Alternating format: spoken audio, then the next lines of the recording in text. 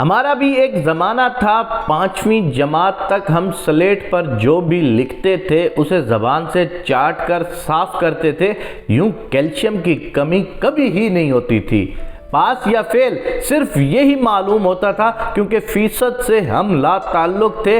Tuition شرمناک بات تھی، نالائق بچے استاد کی کارکردگی پر سوالیہ نشان سمجھے جاتے تھے۔ کتابوں میں مور کا پنکھ رکھنے سے ہم ذہین ہوشیار ہو جائیں گے، یہ ہمارا اعتماد بھروسہ تھا۔ بیگ میں کتابیں سلیقے سے رکھنا سگڑ پن اور باصلاحیت ہونے کا ثبوت تھا۔ ہر سال نئی جماعت کی کتابوں اور کاپیوں پر کور چڑھانا ایک سالانہ تقریب ہوا کرتی تھی۔ والدین ہمارے تعلیم کے تئیں زیادہ فکر مند نہ ہوا کرتے تھے اور نہ ہی ہماری تعلیم ان پر کوئی بوجھ تھی۔ سالوں سال ہمارے والدین ہمارے سکول کی طرف رخ بھی نہیں کیا کرتے تھے، کیونکہ ہم میں ذہانت جو تھی، سکول میں مار کھاتے ہوئے یا مرغا بنے ہوئے ہمارے درمیان کبھی انا بیچ میں آنے کا سوال ہی نہیں پیدا ہوتا تھا۔ انا کیا ہوتی ہے یا انا کیا چیز ہے، اس کے بارے میں معلوم ہی نہ تھا۔ مار کھانا ہمارے روزمرہ زندگی کی عام سی بات تھی۔ مارنے والا اور مار کھانے والا دونوں کو ایک دوسرے سے کوئی شکایت نہ ہوا کرتی تھی۔ ہم اپنے والدین سے کبھی نہ کہہ سکے کہ ہمیں ان سے کتنی محبت ہے، نہ باپ ہمیں کہتا تھا، کیونکہ آئی لو یو کہنا تب رائج نہ تھا اور ہمیں معلوم بھی نہ تھا، کیونکہ تب محبتیں زبان سے ادا نہیں کی جاتی تھیں بلکہ ہوا کرتی تھیں۔ رشتوں میں کوئی لگی بندی نہیں ہوا کرتی تھی، بلکہ وہ خلوص اور محبت سے سرشار ہوا کرتے تھے۔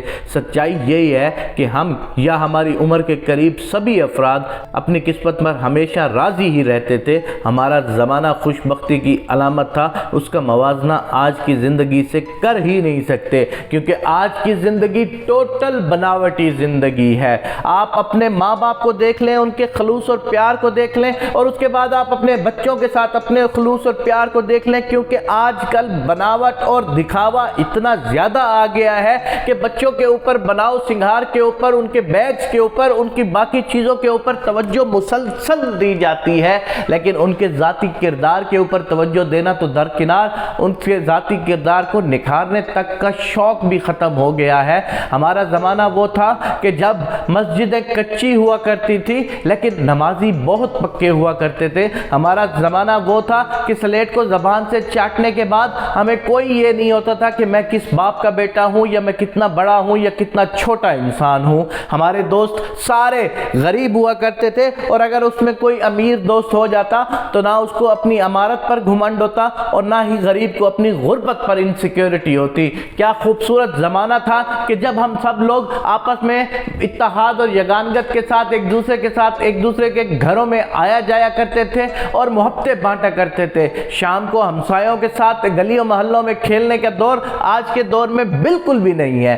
شام کے وقت گھر میں جو پکنا اس کی ایک پلیٹ یا ایک کٹوری لے کے ساتھ پڑوسیوں کے گھر دینا، اور اسی طرح پڑوسیوں کے گھروں سے ہمارے گھروں میں کھانے کا آنا، یہ رسم و رواج ہمارے ختم ہو گئے ہیں۔ ہم ترقی تو کر گئے ہیں لیکن اصلی زندگی سے ہم بہت دور جا رہے ہیں۔